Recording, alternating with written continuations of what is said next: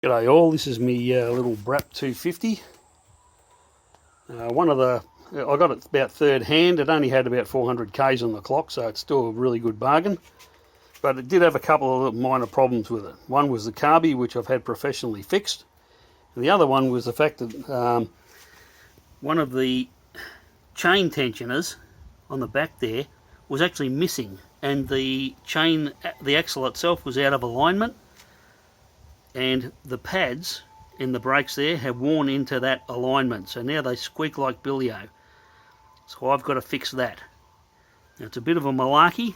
The only video I've seen has you take the back wheel off to actually get to this thing. So I'm going to be trying to do this without taking the back wheel off. Okay, there's two plugs, one here and one here. And there's a couple of Allen keys around the back of the caliper itself. If you can see through there, yep, there you can see those Allen keys there. Okay, I'm going to try and get those out, and then I'll loosen it off.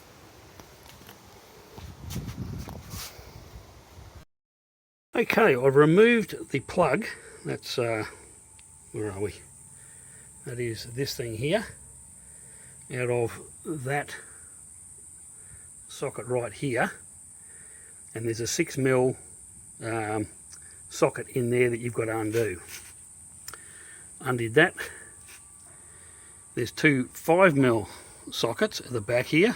I loosened those off. They're a real bugger to get to. If you've got a short arm Allen key, not a long arm like I've got, it'll make the job a lot easier. And also this little nut here, which is a 12mm. That was in here.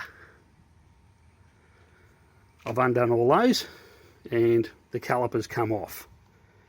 Now I've just got to pull these pins out because they're holding the actual brake pads in. That's these pins here are holding these brake pads here in. I've got to take those out and I'll be right back. Okay, short time later I have loosened those pins. As you can see, the top of them is a bit like a grub screw, and then you've got the actual pin itself going through here. So that's the pin there. Focus. Yeah, that's the pin there, and they actually hold the tops of the pads in. So I'll get both of those out and change the pads over. Okay, I've got the pads out. Now one thing to note, you do have these shims that are on the old pads, so I'll probably reuse those. Here's, you can see there, that's still got the shims on it.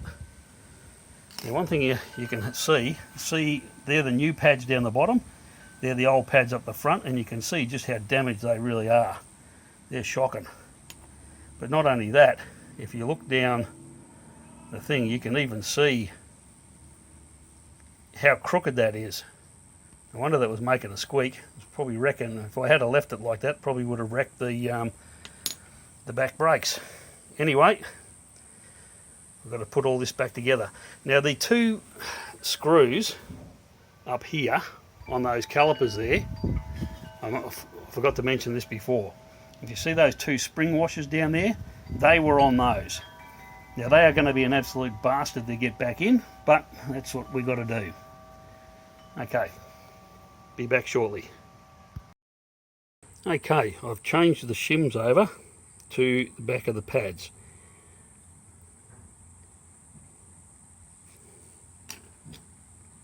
Like so. Now just bear in mind, they have these little tabs. They only have it on one side, and the top and the bottom. They don't have it on this side. So it's easy to get that shim offset if you're not careful. Rightio, next thing on the agenda, we've got to push the caliper back in. Now it's not particularly difficult. I'll show you how to do it in a sec. Okay, we're going to push this caliper back in now. and all I'm using is a C-clamp. You use a G-clamp or anything you like.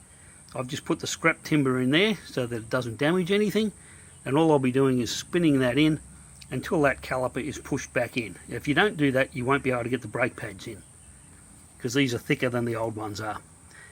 Okay, well, I had a bugger of a time getting that compressed back in. As you can see, it's in there now. Rightio, next thing that we've got to do is put in the top spring. It's this piece here, okay, which goes into here like so. The next thing that goes in from the back are these pins here, and they go through these holes in the brake pads. So I'll do that and I'll show it to you once it's together. You see the pads are back in, the pins are back in, they're not tight. I'll do them up tighter once they're on.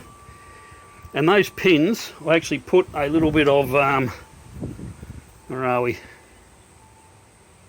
Copper anti-seize on the shaft, just a little bit, and on the screw parts of the thread, just to make sure they don't bind up.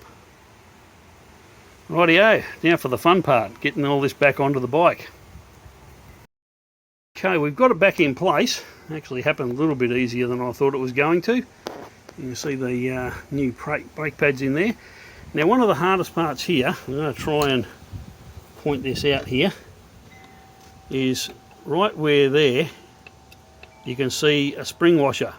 Now, there's one of them on both screws that hold this together, and these pointy nose pliers are probably the best way of getting those in.